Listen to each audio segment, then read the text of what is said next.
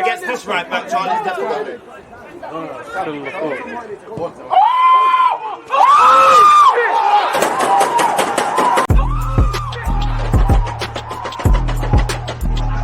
Because you always use that active when defending. I think it's like.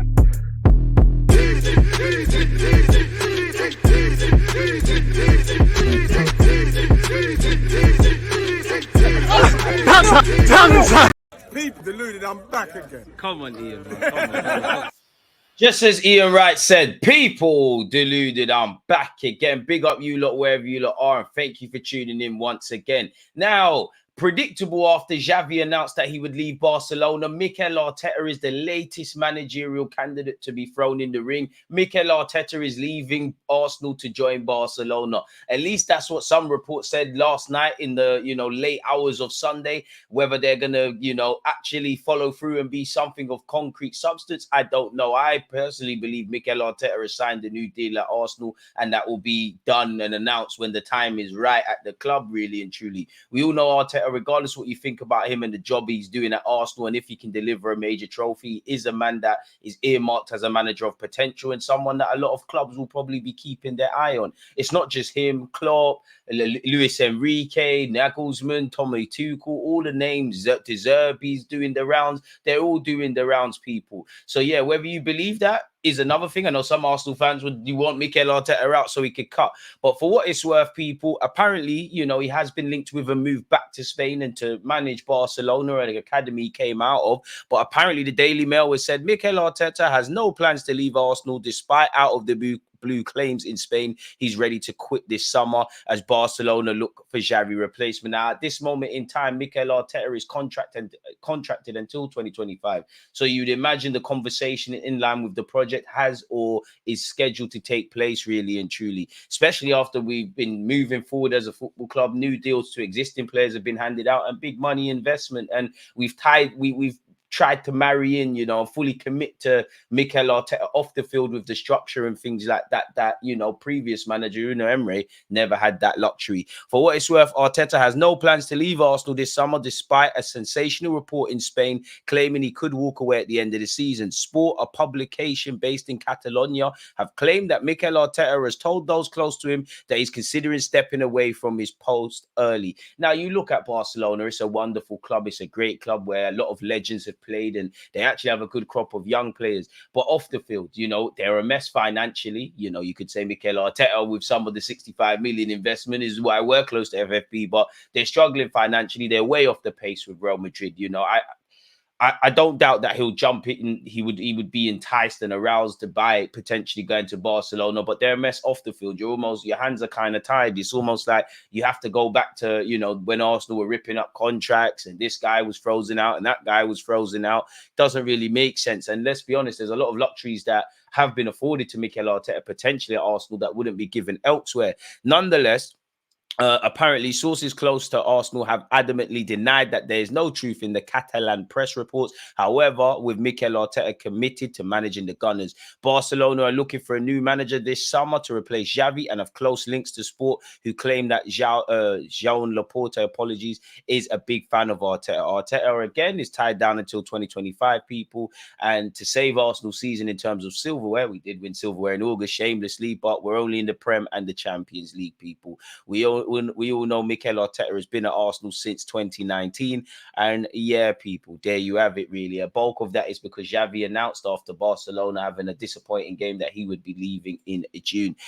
Charles Watson said, don't get sucked into the Arteta stuff coming from Spain. This sort of thing was inevitable as soon as Xavi announced he was leaving. It's just simply not true. He'll address it tomorrow himself at his press conference, but you don't need to wait until then to know it's wrong. Amen. But don't let that get in the way of good content. Smash the like button. Guillaume Balaguer has said, Arsenal fans can relax. Mikel Arteta not only didn't have a chat with his staff about leaving at the end of the season, he has no intention to leave either. None of that is true. The club denies there was any meeting scheduled regarding leaving. Arteta is building something special at Arsenal and has lots more to do. He has a press conference tomorrow, and I'm sure you'll hear that from him too. Amen. In my opinion, Sky Sports have said that Mikel Arteta is not looking to depart, but once again, he is part of a shortlist along with Jurgen Klopp. Thiago Motta, former Barcelona player, has also been thrown in. Now, we know Arsenal is treading close to FFP, but if you look here, Bayern Munich have made their admiration of Aston Villa midfielder Jacob Ramsey clear, but face competition from Newcastle and Spurs. Apparently, an offer of over 50 million could persuade the English side, says David Ornstein.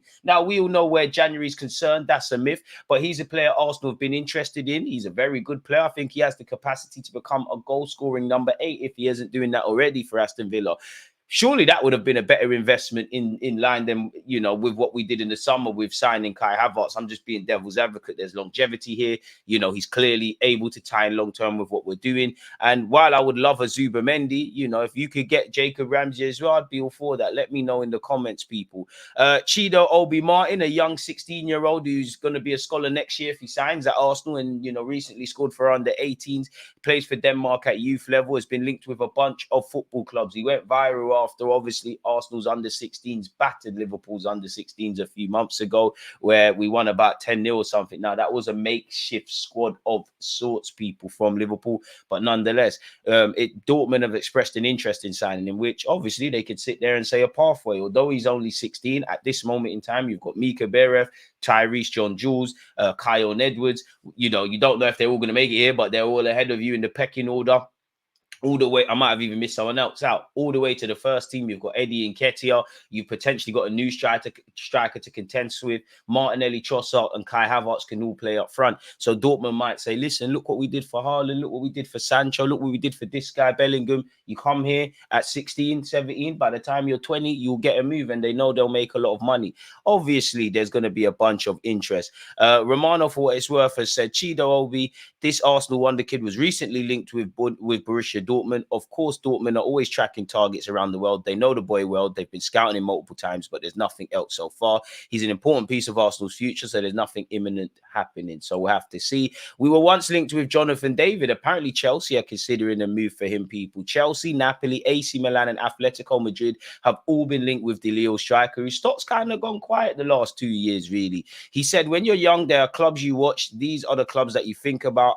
It's flattering. I appreciate it. As we say every year, we'll see what the future has in store for us. You'd imagine he leaves Lille. Speaking of Lille, former Lille striker Osimhen, people, as you know, he's been linked with a bunch of clubs. We've heard this several times. Me personally, I think he goes Chelsea, but for what it's worth, Arsenal and Chelsea make contact for Napoli's Victor Osimhen. Chelsea and Arsenal have already made contact for Napoli's Victor Osimhen, who, you know, apparently he has spoken several times about it's time to have a new challenge. Recently, the Napoli president said he would join PSG, Real Madrid, or a top English side, people. Obviously, he signed a new one-year extension with a release clause, probably to strengthen Napoli's case of getting an important fee for him, people.